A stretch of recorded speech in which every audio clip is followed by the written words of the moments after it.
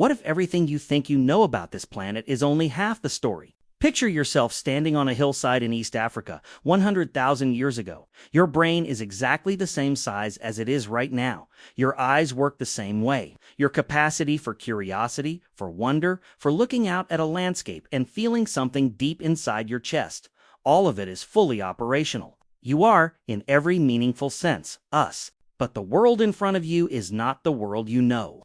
The sky above is the same sky. The sun rises and sets in the same ancient rhythm. But everything at ground level, the animals, the forests, the coastlines, the reach of the glaciers, the depth of the seas, is different in ways that range from subtle to absolutely staggering.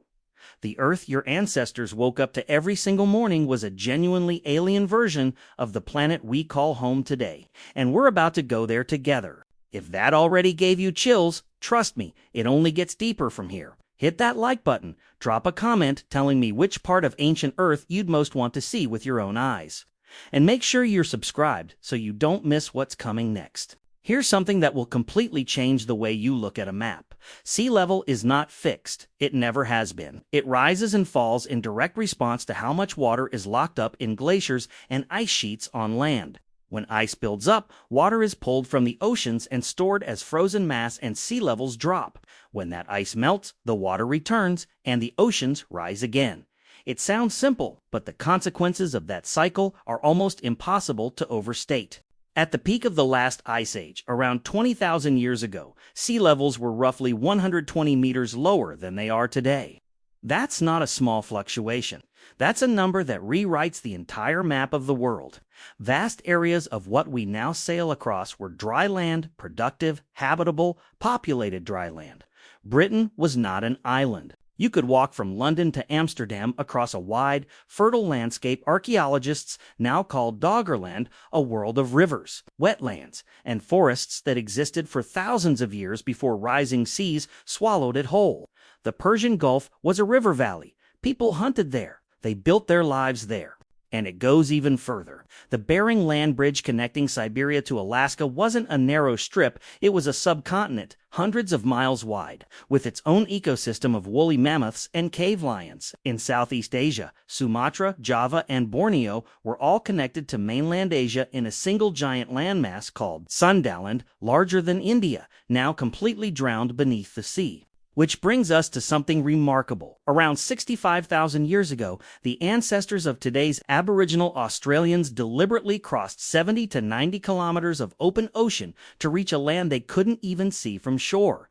They weren't drifting, they were navigating, they were sailors. And if entire civilizations lived on lands that are now underwater, what happened to their stories? What happened to their memories? Think about the place where you grew up, the street you played on, the hill you climbed, the river you knew by name. Now imagine that place slowly disappearing underwater, not in a single dramatic moment, but inch by inch, generation by generation. That's exactly what happened to entire ancient communities living on lands that are now beneath the ocean. These weren't empty territories, they were home. People named those rivers, they hunted those hills. They raised their children there and passed down knowledge of every water source, every seasonal trail, every sacred place. And as the seas rose, slowly, relentlessly, those stories kept being told, passed from grandparent to grandchild, from one generation to the next, long after the places they described had gone underwater. The names survived even when the landscapes didn't. The memories outlasted the land itself. Here's where it gets extraordinary. Some researchers believe that humanity's most persistent flood myths, the biblical flood, the Mesopotamian story of Utnapishtim, the flood narratives in Hindu tradition, the Aboriginal Australian accounts of the sea rising to swallow coastal lands are not pure invention. They may be distorted, but genuine cultural memories of real geological events, real coastlines drowning, real communities forced to abandon everything they knew, carried forward in story form across dozens of generations until the specific geography was lost, but the emotional truth of a world swallowed by water remained. The floods are not in dispute. The lands went under. The people had to move. Whether those specific memories survived thousands of years of oral transmission is one of the most haunting open questions in the archaeology of human memory, and it raises something even bigger, because it wasn't just the land that was extraordinary about that ancient world. Now let's look up, because while the ground beneath our ancestors' feet was unrecognizable compared to what we know today, the sky above them was something even more alien to modern eyes. Not because the stars were different, but because of something we've almost entirely lost. Darkness. Absolute, total, uninterrupted darkness. No city glow on the horizon. No streetlights bleeding into the atmosphere. Just the full, unfiltered universe pressing down on every single night of their lives. Right now, roughly 1/3 of all humans on Earth cannot see the Milky Way from where they live. 1/3. An entire generation has grown up under skies so washed out by light pollution that the galaxy we actually live inside has become invisible to us. But for our ancestors, the Milky Way wasn't a special site reserved for mountain trips or remote deserts. It was simply the night sky.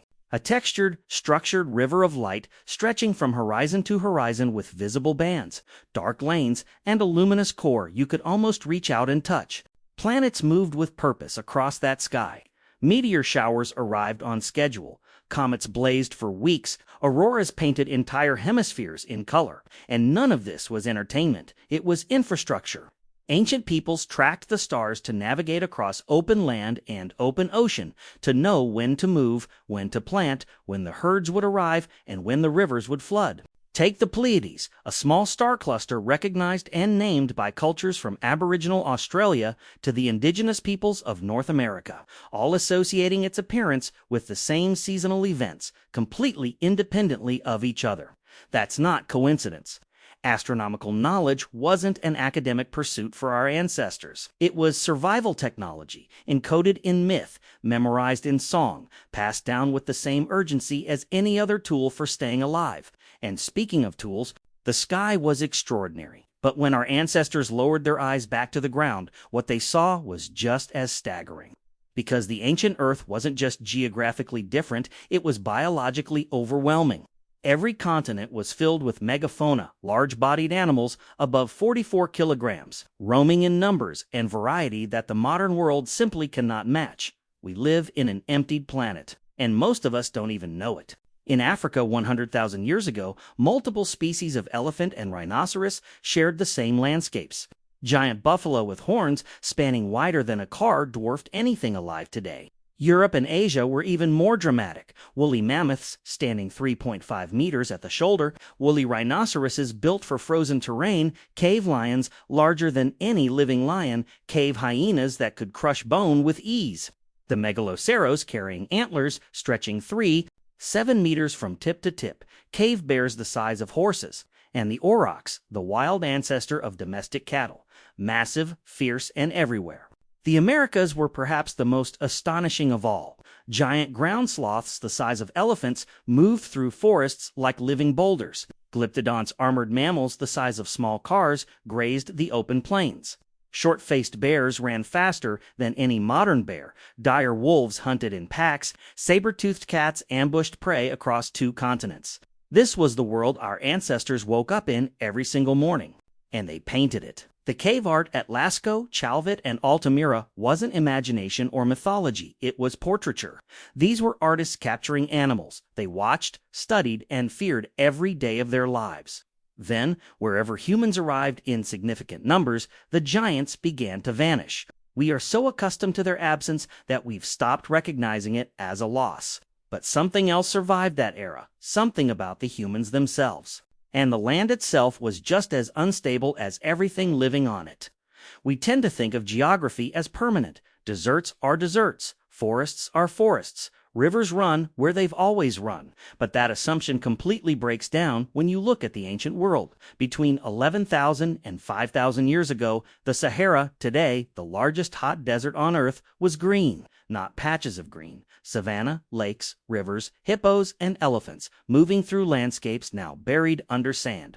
Pastoral communities raised cattle there, painted their world on the rock faces of the Tassili N'Ajjer Plateau, and left us one of the most astonishing archaeological records on the planet. Then the rains shifted. The green Sahara dried out over centuries, and the people who had called it home moved, many of them toward the only reliable water source left, the Nile Valley.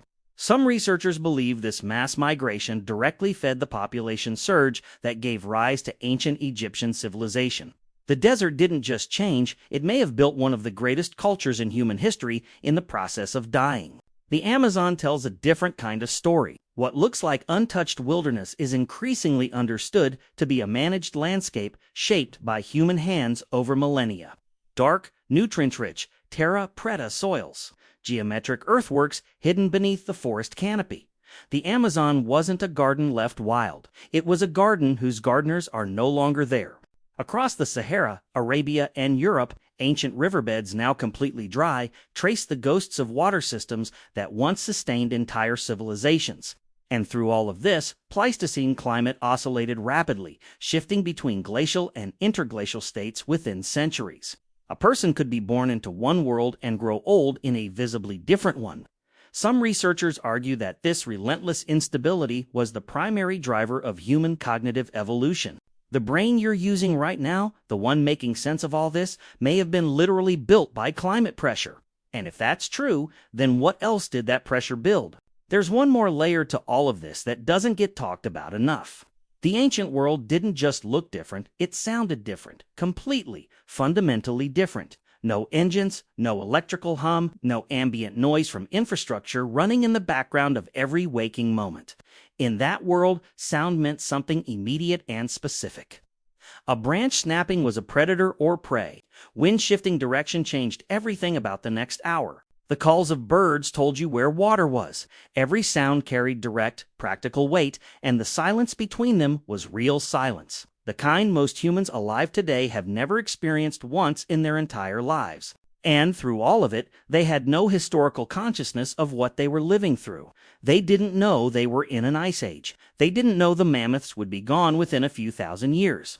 They didn't know the coastline their grandparents described would one day be underwater. They simply lived with a fullness of presence and immediacy that we, surrounded by abstraction and documentation, genuinely cannot replicate. But they left us something. On cave walls across every inhabited continent, they painted the animals they watched, not from memory, not from imagination, but from sustained, repeated observation of living creatures in motion. The anatomical accuracy of Lascaux, Chauvet, and Altamira isn't accidental. It's the result of people who looked, really looked, at the world around them. And alongside those animals, on those same walls, handprints, pressed in pigment, blown in ochre, left by human hands tens of thousands of years ago. The message is unmistakable. I was here. This was my hand. I existed in this place and I wanted you to know. They buried their dead with care. They placed objects in graves. They painted bones with ochre in rituals reaching back 100,000 years, evidence of beliefs about death that we would recognize instantly. They looked out at those mammoths on the tundra, at that unobstructed Milky Way, at coastlines that hadn't yet gone under, and they felt something we would know immediately if we could feel it too.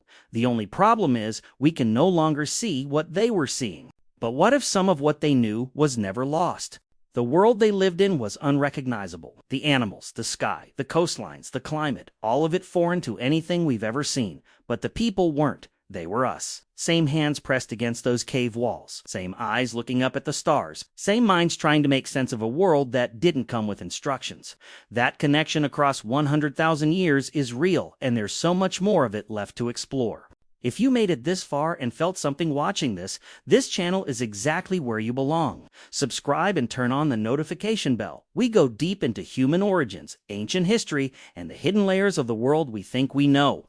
There's always another layer underneath. Comment, I was here below if this video spoke to you, just like those hands on the cave walls.